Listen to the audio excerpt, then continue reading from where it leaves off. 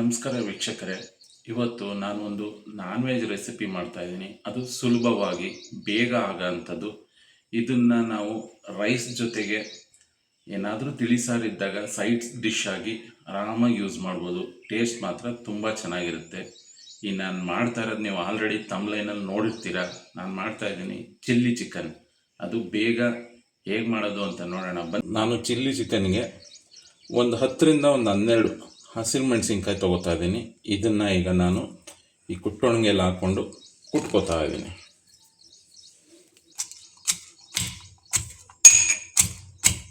ನಾನು ಇದನ್ನು ಈಗ ಈ ಥರ ಮೆಣಸಿನ್ಕಾಯನ್ನ ಗೆಚ್ಕೊಂಡಿದ್ದೀನಿ.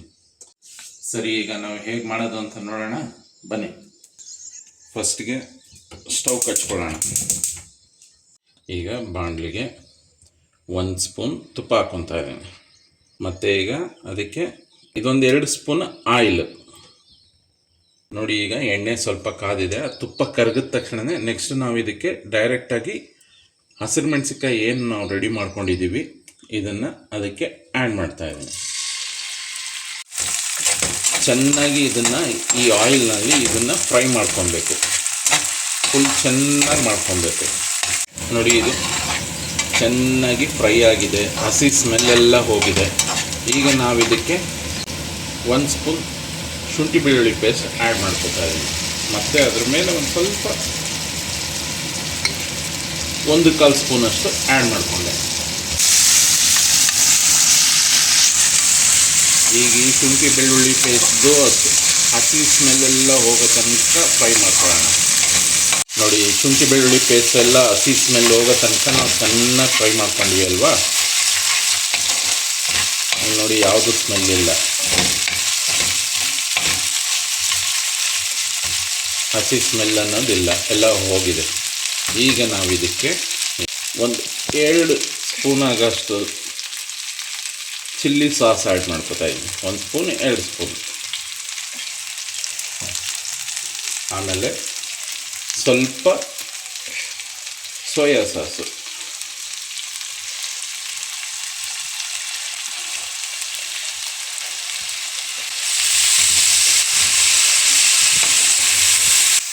ಒಂದು 1/4 ಟೀ ಸ್ಪೂನಷ್ಟು ಜೀರಿಗೆ ಪುಡಿ, ಮತ್ತು ಒಂದು 1/4 ಟೀ ಸ್ಪೂನ್ ಆಗೋಷ್ಟು ಮೆಣಸಿನ ಪುಡಿ. ಜೀರಿಗೆ ಮತ್ತು ಮೆಣಸು ಇದು 2 ಖಾರ ಕೊಡೋ ಅಂಥ ಐಟಮ್ನ. ಈಗ ಇದಕ್ಕೆ ಒಂದು 1/2 ಸ್ಪೂನಷ್ಟು ಸಾಲ್ಟು, ರುಚಿಗೆ ತಕ್ಕಷ್ಟು ಸಾಲ್ಟ್. ಇದಕ್ಕೆ ಒಂದು 1/4 ಟೀ ಸ್ಪೂನಷ್ಟು ಅರಶಿನ ಪುಡಿ. ನಾನೀಗ ಇಲ್ಲಿ ಅರ್ಧ kg ಚಿಕನ್ ತೊಗೊಂಡಿದ್ದೀನಿ. ಅರ್ಧ kg ಚಿಕನ್ನ ನೀರಿಲ್ದಂಗೆ ಚೆನ್ನಾಗಿ ತೊಳ್ಕೊಂಡು ಇದನ್ನು ನೀಟಾಗಿ ಬಾಣಲಿ ಒಳಕ್ಕೆ ಬಿಡ್ತಾ ಇದ್ದೀನಿ.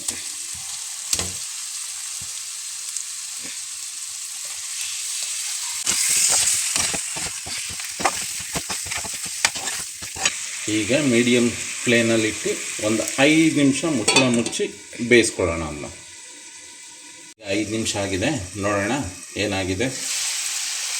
ಆಹಾ, ಒಳ್ಳೆ ತುಪ್ಪದಲ್ಲಿ ಫ್ರೈ ಆಗಿರೋ ಚಿಕನ್ ಒಳ್ಳೆ ಸ್ಮೆಲ್ ಬರ್ತಾ ಇದೆ.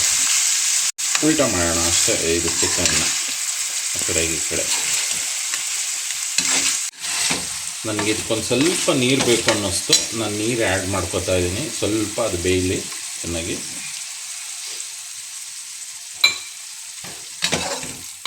ಒಂದು 1/4 ಲೋಟ ಅಷ್ಟು ನೀರು ಹಾಕ್ಕೊಂಡಿದ್ದೀನಿ ಅಷ್ಟೇ.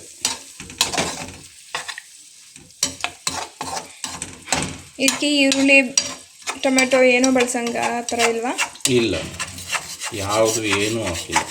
ಮತ್ತೆ ಲಿಡ್ ಮುಚ್ಚಿಬಿಡೋಣ.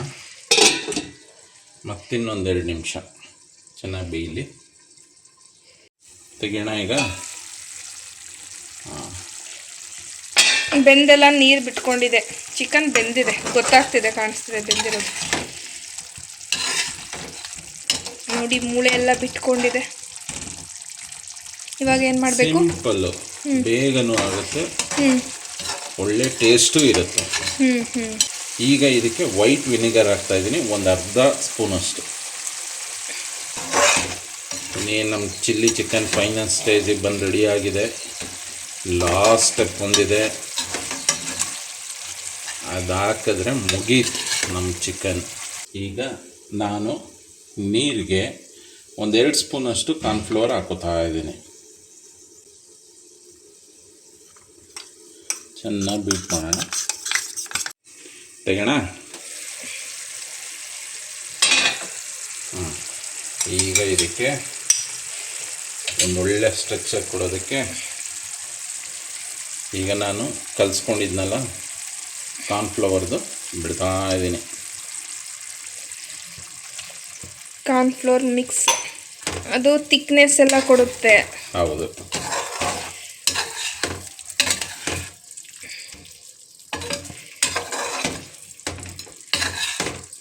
ಅದು ಸ್ವಲ್ಪ ಕುಕ್ ಆಗಿಬಿಡೋಣ. ಹಾಂ, ನೀರೆಲ್ಲ ಸಾಕಲ್ಲ? ಸಾಕು.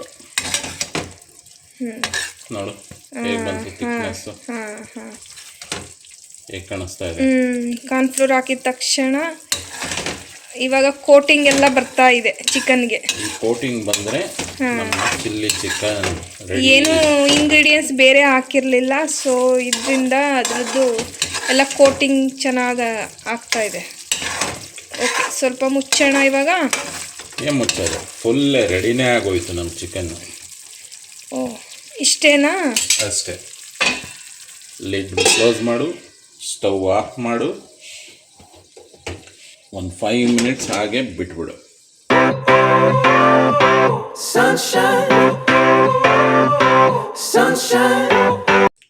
ನೋಡೋದಲ್ಲ ಹೆಂಗೆ ರೆಡಿಯಾಗಿದೆ ನಮ್ಮನೆ ಚಿಲ್ಲಿ ಚಿಕನ್. ನೀವು ಇದೇ ಥರ ಮಾಡ್ಕೊಳ್ಳಿ, ಸಿಂಪಲಾಗಿ ಬರುತ್ತೆ, ಟೇಸ್ಟ್ ಅಲ್ಟಿಮೇಟ್ ಆಗುತ್ತೆ. ತಿಂದಮೇಲೆ ನೀವು ನನಗೆ ಕಮೆಂಟ್ ಮಾಡಿ. ಮತ್ತೆ ಮುಂದಿನ ವಿಡಿಯೋದಲ್ಲಿ ಸಿಗೋಣ. ಅಲ್ಲಿಗೆ ತನಕ ಎಲ್ಲರಿಗೂ ಧನ್ಯವಾದಗಳು.